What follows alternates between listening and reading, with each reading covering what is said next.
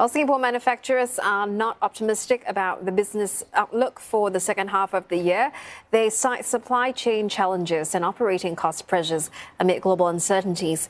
20% of firms surveyed by the Economic Development Board expect weaker business.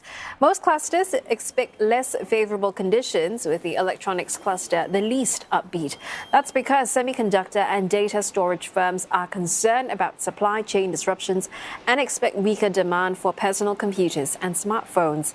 The transport and precision engineering clusters are not as pessimistic. They expect demand for aircraft maintenance and repair to remain strong as global travel recovers. Despite the weaker outlook across the board, manufacturers expect output to increase. We are concerned especially for the general manufacturing, the chemical space, as well as the food and beverage space, across Singapore's manufacturing firms.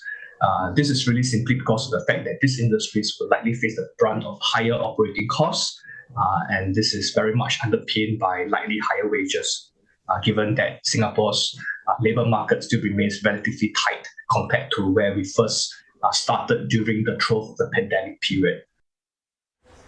On the flip side, firms in the services sector are upbeat about their business outlook. 15% expect more favourable conditions in the second half of the year. The accommodation and food and beverages segment are the most optimistic. That's because more tourists are expected as global travel resumes.